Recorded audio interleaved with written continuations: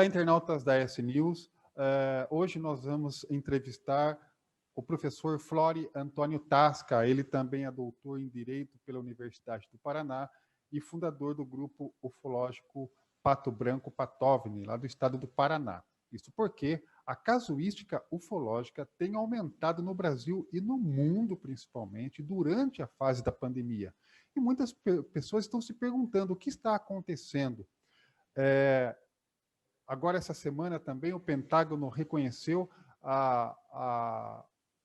um voo de um OVNI, né, piramidal, que foi também visto e filmado por militares próximos a uma embarcação da Marinha. Já tínhamos também um reconhecimento do Pentágono sobre um outro OVNI filmado por um caça norte-americano. Enfim, professor, o que está acontecendo com o mundo nesse período de pandemia e qual a relação dos discos voadores, extraterrestres, enfim, com esse momento atual? Boa tarde. Olá, Reinaldo. Olá, espectadores da S News. De fato, há um processo de confirmação, de ratificação do fenômeno ufológico por parte de autoridades governamentais. São os exemplos que você deu agora recente, como outros mais antigos, inclusive no Brasil, atestando que os governos estão atentos à existência e à realidade, à seriedade desse fenômeno. No Brasil, nós temos casos emblemáticos, como o da Operação Prato, em 1977, que foi um momento que desencadeou a maior investigação ufológica ostensiva por parte de militares na história da humanidade. Quando eu digo ostensiva, porque ela foi feita junto a uma comunidade que estava apavorada pelas sondas ufológicas que causavam lesões físicas nas pessoas, né? Extraindo material genético, sangue. Depois, em 1986, nós tivemos o reconhecimento do governo brasileiro também da invasão de nosso espaço aéreo por 21 discos voadores, levando, inclusive, a Força Aérea Brasileira a uma tentativa de interceptação na Europa, em países da América do Sul, em países ali mais do leste europeu, mesmo Rússia e tantos outros. Há um crescente reconhecimento que agora vem reforçado pela Marinha Norte-Americana, pelo Pentágono, no sentido de admitir que esse fenômeno existe e que não está propriamente sob nosso controle. Nós observamos que nesse período há uma incidência ufológica, se bem que não tão grande quanto a do passado. Discutíamos há alguns dias um grupo de ufólogos, no sentido de que, apesar de termos uma tecnologia muito mais evoluída hoje, todo mundo tem uma máquina fotográfica no seu aparelho celular, todo mundo tem condições de filmar, só que no passado a impressão que se tem é que a incidência ufológica era maior do que a de hoje. Entretanto, o ponto de, vamos dizer assim, diferenciação está sendo exatamente esse reconhecimento governamental. Nós não sabemos se existe alguma relação direta entre essas aparições e o problema de saúde pública global que estamos vivendo, a pandemia, né? Então, muitos poderiam até imaginar, né, ter uma tese, uma hipótese que pode ter alguma relação, mas eu mesmo não tenho conhecimento de nada que possa ligar como causa e efeito, até porque a incidência ufológica é histórica. Inclusive, no sábado passado, eu participava de um seminário proferido pelo ufólogo Marco Antônio Petit, e ele dizia exatamente isso, que o avistamento dessas naves ele se dá muitas vezes no próprio âmbito do planeta, sem que venham do alto. Por exemplo, há um fenômeno bastante recorrente, que é o dos OSNIs, objetos submarinos não identificados, quando naves saem dos mares, né? E então são avistadas, inclusive há registros disso mais antigos, de maneira que alienígenas estão entre nós. Eles estão aqui. E quem sabe, né, é só uma divulgação filosófica, possa até existir uma relação entre o momento que nós vivemos, né, e a iminência do contato ostensivo, público e formal. Porque é isso que nós estamos esperando, Reinaldo. Nós sabemos que eles estão aqui. O povão mesmo, nós não sabemos de onde eles vêm, qual a agenda deles, mas a casuística ufológica nos indica que algumas dessas raças alienígenas já têm acordos secretos com governos do planeta Terra, especialmente Estados Unidos, as grandes potências, né? E aí esses acordos teriam, assim, agendas específicas. O que nós não temos ainda é uma confirmação oficial, ostensiva. Por exemplo, daqui uns dias a S-News poderá entrevistar um alienígena quando houver esse contato público formal e ostensivo, Sim. até porque a casuística ufológica nos mostra a plena possibilidade de comunicação também entre humanos e alienígenas, seja mediante o uso de aparelhos, tipo tradutores, como em Star Trek, o tradutor universal, seja por telepatia, e quando eu falo aparelhos de tradução, não precisamos ir muito longe, porque a humanidade mesmo já está desenvolvendo essa tecnologia. E quando eu me reporto à telepatia, também não precisamos ir longe, porque há milhares de estudos científicos a respeito da comunicação telepática, ou seja, mesmo mediante o uso de línguas humanas, como algumas dessas raças já provaram dominar. De maneira que nós não sabemos se existe uma relação direta, pode até existir, mas o que nós sabemos é que essas aparições, e principalmente a confirmação que os governos estão fazendo da realidade do fenômeno, se enquadram num contexto de preparo, de aclimatação. E é exatamente essa a função de muitos grupos de ufologia, a contribuir para o esclarecimento, para a conscientização, inclusive uma das missões também do nosso grupo ufológico Pato Branco, Patóvini. Aliás, nós já tivemos um posicionamento do governo do Japão oficial, já também admitindo, né, que eles vêm pesquisando há muitos anos esse assunto. O Pentágono agora também acredita que esse reconhecimento, essa manifestação pública, já não deixa de ser, como você disse, uma preparação para um reconhecimento maior, até abertura de arquivos confidenciais, né, Antônio? Exato. O próprio Vaticano também, né? O Vaticano está desempenhando um papel bastante importante. Embora a gente saiba que a Igreja Católica tem alguns postulados, né, que ainda remetem à Idade Média, vamos por assim dizer, nesta questão estão bem adiante, né? Inclusive reza a lenda que em 1954, quando naves pousaram na base aérea Edwards, nos Estados Unidos, e os alienígenas pediram a presença da liderança daquela nação, do presidente, então, na ocasião, Dwight Eisenhower, um representante do Vaticano teria participado dessa reunião com os aliens, de maneira que eles têm conhecimento que nós não imaginamos, porque a biblioteca do Vaticano, Reinaldo, é algo assombroso. Há uns 10 anos eu assisti um documentário dizendo que os bibliotecários estavam catalogando as obras e que ainda não tinham vencido a catalogação dessas obras, porque durante séculos, né, livros foram proibidos por questões de dogma religioso.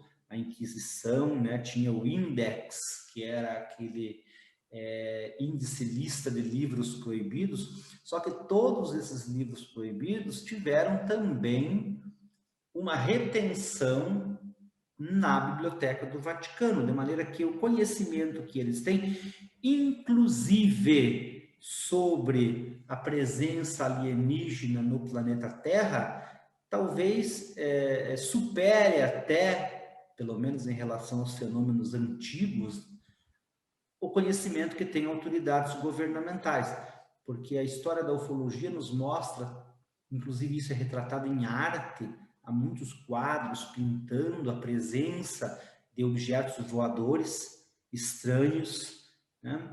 E mesmo na Bíblia, há quem acredite que certas passagens têm uma referência explícita a contatos alienígenas. Então, toda a sociedade, os governos, a Igreja Católica, a sociedade civil, está num contexto de preparação, porque até agora nós ainda temos como prevalecente o ponto de vista segundo o qual a humanidade é a única raça inteligente no cosmos, o antropocentrismo. Como há pouco mais de 400 anos, a humanidade acreditava que era o Sol que girava em torno da Terra. E quem dissesse o contrário, pelo menos no Ocidente, né, poderia pagar com a própria vida o que aconteceu com o Frei Giordano Bruno no ano de 1600. De maneira que, quando Galileu, apontando a sua luneta, o seu telescópio rudimentar para a Lua, para o Sol, para Júpiter, provou que a teoria de Copérnico estava correta, que não era o Sol que girava em torno da Terra, mas o contrário, houve uma quebra, houve um rompimento de paradigma. Todo o conhecimento, então, precisou ser reavaliado. Claro que não foi do dia para a noite, tanto que Galileu também foi condenado pelo Tribunal do Santo Ofício. Só não foi para a fogueira porque acabou renegando, dizendo que os seus escritos eram meramente especulações filosóficas e que não retratavam uma realidade científica. Mas nós sabemos o que aconteceu depois. E é o que está acontecendo exatamente agora, Reinaldo. A presença desses UFOs no planeta Terra, e não só no planeta Terra, porque o seminário que nós fizemos com o Marco Petit no sábado passado foi exatamente sobre a colonização do sistema solar pelos alienígenas. Então, o ufólogo nos mostrou dezenas de fotografias de agências espaciais da NASA, da Agência Espacial Europeia, mostrando anomalias na Lua, em Marte, em satélites de Júpiter, de Saturno, anomalias incompatíveis com a natureza, entre aspas.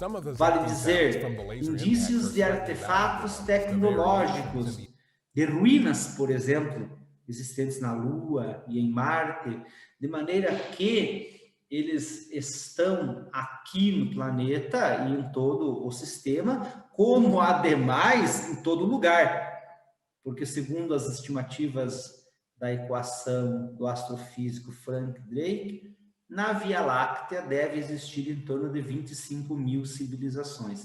De maneira que estamos nesse limiar, nessa borda, nessa pré-ruptura. E quando isso acontecer, e vai acontecer, então tudo o que nós acreditamos precisará ser reavaliado à luz desse novo padrão, desse novo paradigma que eu chamo o paradigma alien.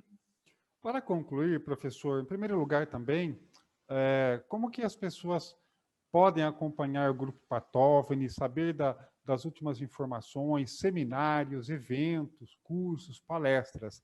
E a minha última pergunta para o senhor também é o seguinte, nós temos aí vários objetos que são confundidos com um objeto voador não identificado. A Lua, planeta Vênus, a Estação Internacional Orbital, Internacional ISS, foguetes, satélites, meteoros, balões de festa junina, paraquedas, dirigíveis, balões meteorológicos. Quando uma pessoa achar que ela está filmando com o celular dela, né, um objeto voador, o que vai diferenciar um OVNI, um disco voador, de todos esses outros objetos aí? Essa pergunta é muito ótima, porque, de fato, aquilo que a gente dizia antes, né? Todo mundo tem um celular. Só que isso aumentou muito também a incidência do erro. No primeiro volume da nossa revista Cosmovni, que é a revista do Patóvni, que até nós devemos ter encaminhado para você, ou se não, encaminharemos, até para você deixar à disposição aí dos espectadores da S News, há um artigo ótimo do padrinho do nosso grupo, Inajar Kurovski, que é perito criminal e que é o coordenador do grupo de análise de imagens da revista UFO. Então, quando alguém tem alguma foto que aparece, quer que alguém avalie se trata de fato de um OVNI ou não, acaba chegando até o grupo que ele coordena, e até mesmo no âmbito do Patóvni, a gente tem recebido essas fotografias, ele tem feito esse trabalho voluntariamente conosco também, para atestar ou para descartar. E esse artigo é justamente intitulado, numa pergunta, como identificar um OVNI? Porque a identificação do OVNI ela é exatamente por exclusão.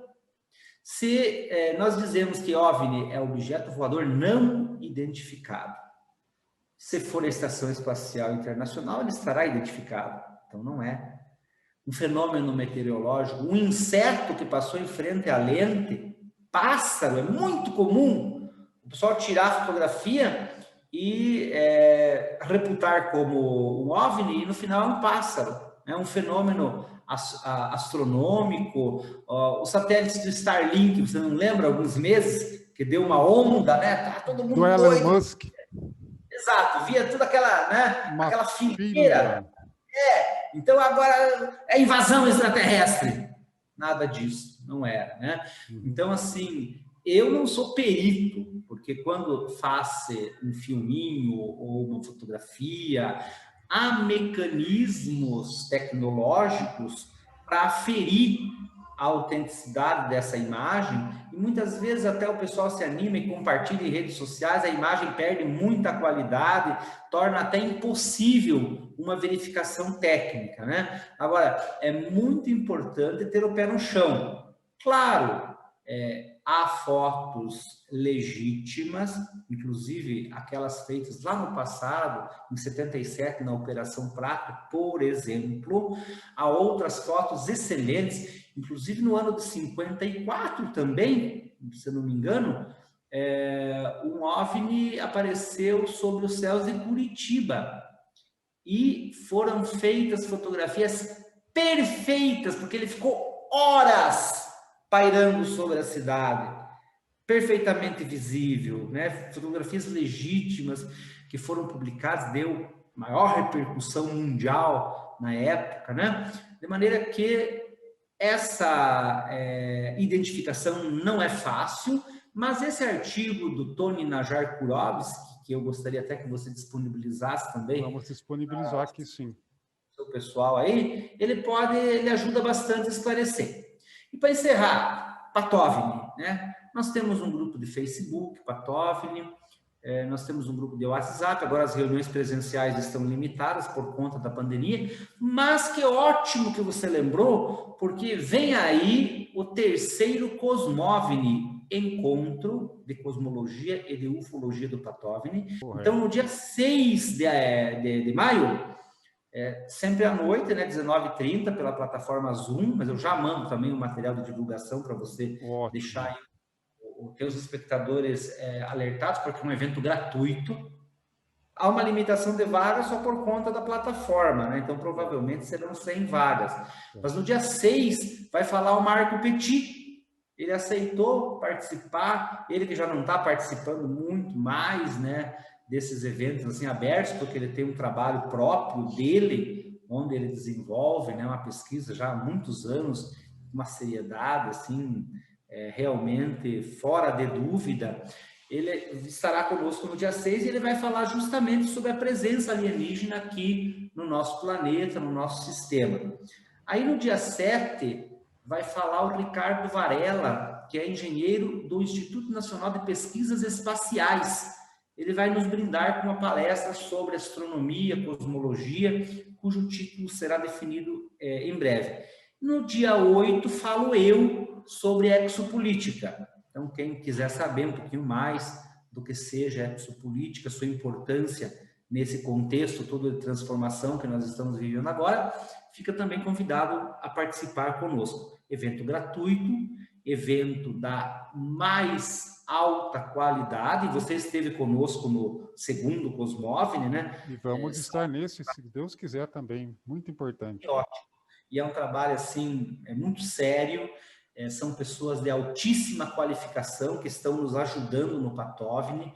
Nós temos um conselho de 12 notáveis, Reinaldo, cientistas, ufólogos, doutores, professores da universidade, inclusive o professor Pedro Barbosa, que é de Portugal, que é um especialista em comunicação alienígena, que já mandou também artigo para o segundo número da revista, que já vai sair também até o mês de junho, de maneira que nosso trabalho vai bem, nós entendemos que temos uma missão de contribuir para a preparação, para a aclimatação, para a educação das pessoas, e é isso que nós estamos fazendo, e é isso que você está fazendo também, Reinaldo. Por isso, muito obrigado, né, pela oportunidade que você tem dado a nós de participar aí do excelente programa que você disponibiliza pela internet, não só para o pessoal de Sorocaba, mas do mundo todo e, por que não dizer, talvez, até além.